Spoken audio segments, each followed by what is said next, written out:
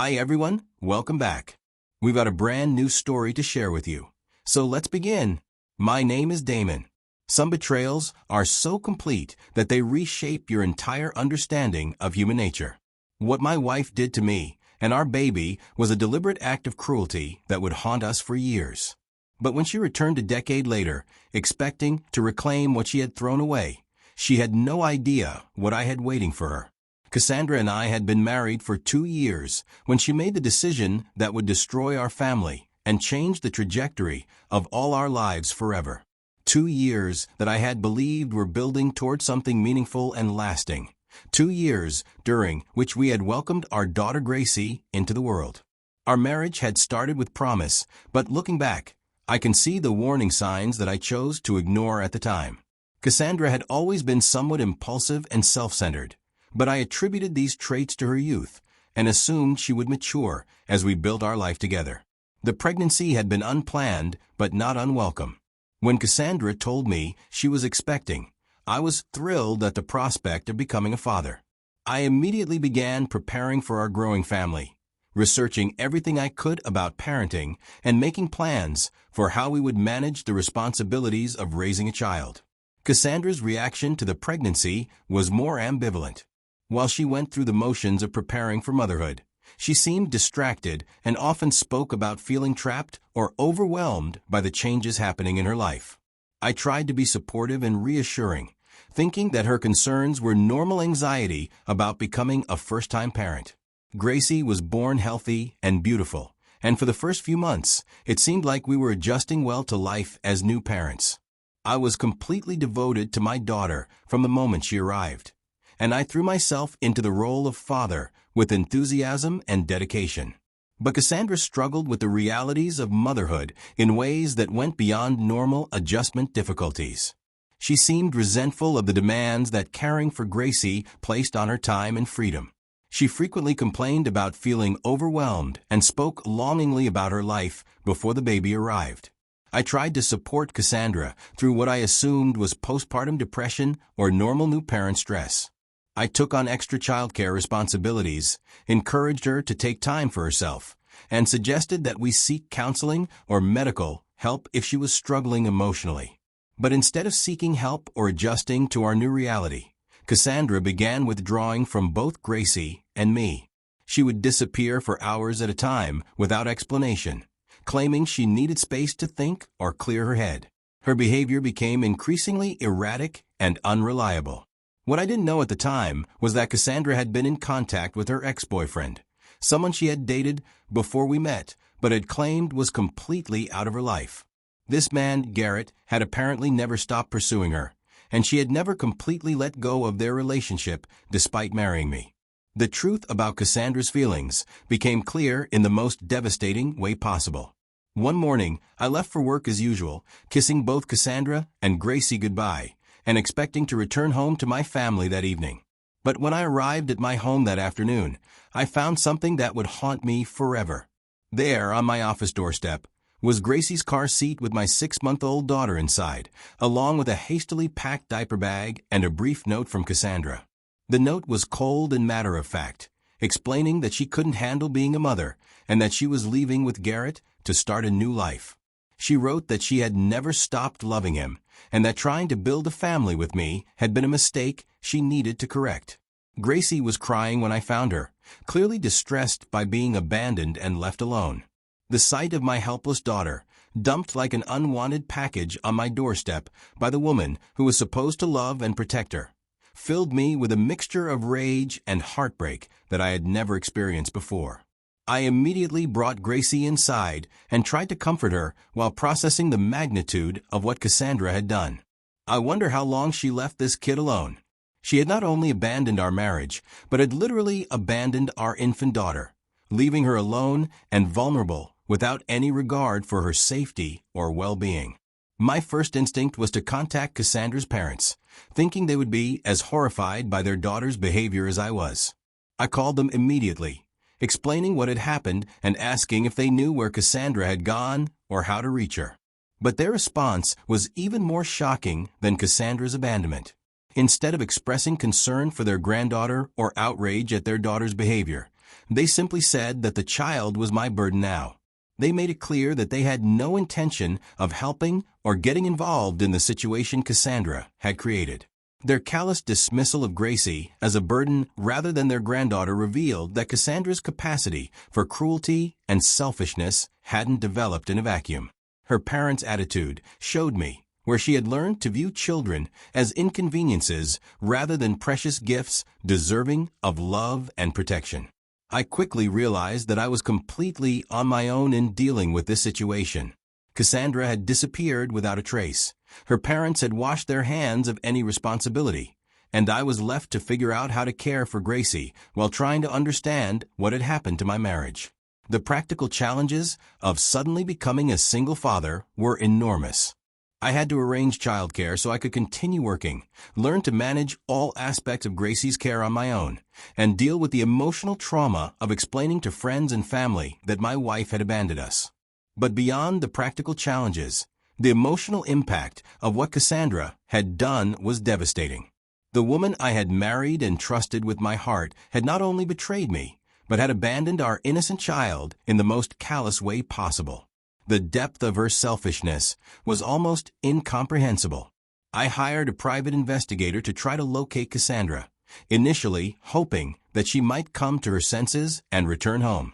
But the investigation revealed that she had indeed left the country with Garrett, apparently using money she had been secretly saving for months to fund their escape. Faced with the reality that Cassandra was gone and had no intention of returning, I made the difficult decision to divorce her in her absence. Her disappearance complicated the legal process, but my attorney was able to proceed with the divorce based on abandonment and her failure to respond to legal notices. The divorce was finalized with me receiving full custody of Gracie, given that Cassandra had voluntarily abandoned her parental responsibilities and couldn't be located to contest the proceedings. I was granted sole legal and physical custody, with the court recognizing that Cassandra had forfeited her parental rights through her actions. The years that followed were challenging, but also deeply rewarding. Raising Gracie on my own required significant sacrifices and adjustments to my life, but watching her grow into a bright, loving child made every difficulty worthwhile. She became the center of my world, and I was determined to give her all the love and stability that Cassandra had denied her. Gracie never asked much about her mother during her early years, and I tried to answer her occasional questions honestly but age-appropriately.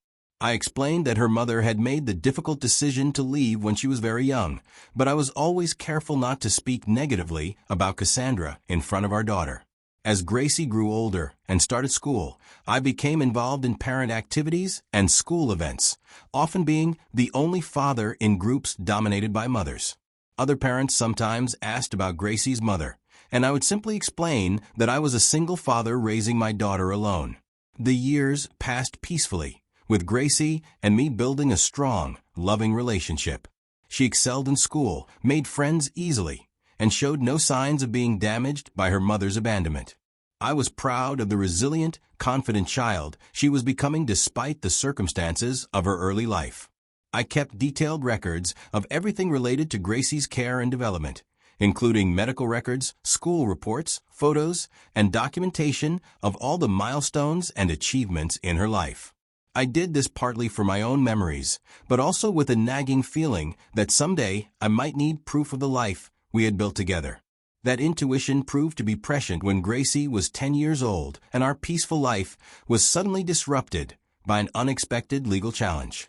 I received papers indicating that Cassandra was suing me for custody of Gracie, claiming that I had kept them apart and denied her access to her daughter. The lawsuit was a shock, but what made it even more infuriating was the narrative Cassandra was presenting. According to her legal filing, she claimed that she had only temporarily left to deal with personal issues and that I had deliberately hidden Gracie from her and refused to allow contact between mother and daughter. Her parents were supporting her legal challenge, apparently providing both financial backing and testimony claiming that they had tried to maintain contact with their granddaughter, but that I had prevented it. Their sudden interest in Gracie, after a decade of treating her as a burden, was transparently self-serving. The legal papers revealed that Cassandra had been living abroad for the past 10 years, had married and divorced Garrett, and was now presenting herself as a reformed person who wanted to reconnect with the daughter she had abandoned. She was asking for joint custody and claiming that Gracie needed her mother in her life. I had no idea what happened between her and Garrett, but my little findings showed he was no longer in her life, which might be a major reason she is back here claiming my daughter. I was furious at the audacity of someone who had literally dumped her baby on a doorstep, now claiming to be a loving mother who had been wrongfully separated from her child. The rewriting of history that her lawsuit represented was both insulting and deeply troubling. I immediately hired the best family law attorney I could afford, knowing that this would be a fight for Gracie's future and well-being. My lawyer was experienced in complex custody cases and understood the unique challenges posed by Cassandra's decade-long abandonment, followed by her sudden return. The legal battle that followed was one of the messiest and most emotionally draining experiences of my life. Cassandra's attorneys painted a picture of a young mother who had made a temporary mistake and deserved a second chance to build a relationship with her daughter. But I had something they didn't expect. 10 years of meticulous documentation proving that Cassandra had voluntarily abandoned Gracie and had made no efforts to maintain contact or provide support. I had kept records of every aspect of Gracie's life, creating an undeniable timeline of her development and my consistent care. The evidence I presented included the original note Cassandra had left when she abandoned Gracie, records of my attempts to contact her through her parents, documentation of her deliberate departure from the country, and proof that neither she nor her parents had made any effort to maintain contact with Gracie over the past decade. My attorney also presented testimony from Gracie's teachers, pediatrician, and other adults in her life who could attest to the stable, loving environment I had provided and the strong bond Gracie and I shared. The contrast between my documented involvement in Gracie's life and Cassandra's complete absence was stark and undeniable. During depositions, Cassandra's explanations for her behavior were unconvincing and constantly shifting. She claimed she had been overwhelmed by postpartum depression, that she had intended to return after a brief separation, and that my supposed refusal to allow contact had prevented her from rebuilding her relationship with Gracie. But when confronted with the evidence of her deliberate abandonment and the note she had left, her story fell apart. She couldn't explain why she had never sent a single birthday card, never made a phone call, never sent money for Gracie's care, or never attempted to establish any form of contact over 10 years. Her parents' testimony was equally unconvincing when they were forced to explain their initial statement that Gracie was my burden and their complete lack of involvement in their granddaughter's life. Their sudden transformation from people who wanted nothing to do with Gracie to grandparents fighting for access was transparently motivated by something other than love. The court-appointed guardian ad litem, who was assigned to represent Gracie's best interests, conducted a thorough investigation of both households and interviewed Gracie about her feelings and preferences. The guardian's report strongly favored maintaining the stable environment I had provided and questioned the wisdom of disrupting Gracie's life for someone who was essentially a stranger to her. Gracie, now 10 years old, was old enough to express her own feelings about the situation. She had no memory of Cassandra and felt no connection to someone who claimed to be her mother, but whom she had never known. The idea of being forced to spend time with a stranger was frightening and confusing to her. The trial itself was emotionally devastating, but ultimately vindicating. Cassandra took the stand and tried to present herself as a reformed person who deserved a chance to know her daughter. But her testimony crumbled under cross-examination when she was confronted with the evidence of her choices. The judge's ruling was decisive and comprehensive. The court found that Cassandra had voluntarily abandoned her parental rights through her actions, and that her current lawsuit was not motivated by Gracie's best interests, but by her own desires and possibly financial considerations. The judge terminated Cassandra's parental rights entirely, finding that her abandonment had been so complete and her absence so prolonged that awarding her any custody or visitation would be harmful to Gracie's well-being. The court noted that Gracie had thrived in my care and that disrupting her stable life for someone she didn't know would be traumatic and inappropriate. Additionally, the court ordered Cassandra and her parents to pay my legal fees, recognizing that their frivolous lawsuit had caused unnecessary emotional and financial hardship for Gracie and me. The legal fees were substantial, given the complexity of the case and the high-quality representation I had secured. But the victory went beyond just the legal outcome. The trial had exposed the truth about what had happened 10 years earlier and had validated the choices I had made in raising Gracie as a single father. The court's recognition of the loving, stable environment I had provided was deeply meaningful. The aftermath of the trial brought a sense of closure that I hadn't realized I needed.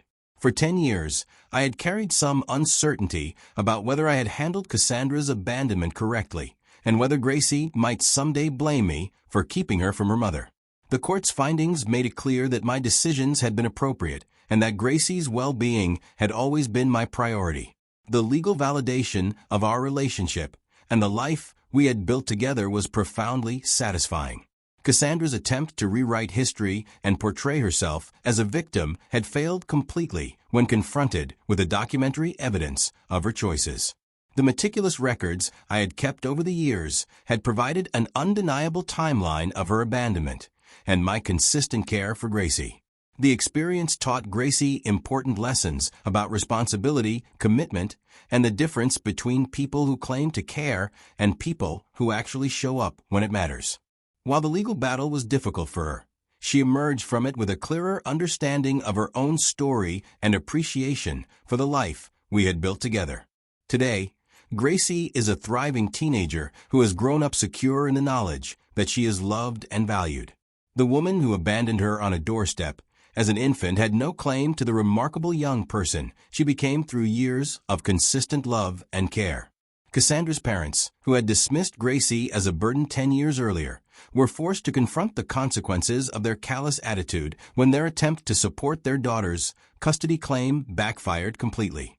Their sudden interest in their granddaughter was revealed for what it was: opportunistic and self-serving rather than genuine love.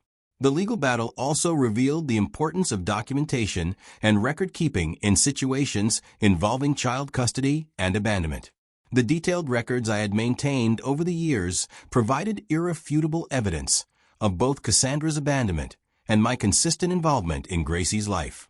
Looking back on the entire experience, I can see that what Cassandra meant as an act of cruelty ultimately became the foundation for one of the most rewarding relationships of my life. Her abandonment of Gracie gave me the opportunity to raise an extraordinary daughter and build a bond that no court challenge could threaten. The woman who dumped our baby on my doorstep and disappeared thought she was escaping responsibility, but she was actually giving up the most precious thing in the world. When she returned 10 years later, expecting to reclaim what she had thrown away, she discovered that some abandonment is too complete to be undone, and some love is too strong to be challenged by people who were never really there in the first place. Gracie and I emerged from this experience stronger and more united than ever, with our relationship validated by both the legal system and our own unshakable bond. The burden that Cassandra's parents claimed Gracie would be turned out to be the greatest blessing of my life, and no one who abandoned her had any right to claim her love or loyalty after we had built our life together without them. If you had found yourself in my shoes, would you have done anything differently, or would you have done exactly what I did? Let us know in the comments. Like and share this story with someone you think might be experiencing this situation right now. Thank you for watching.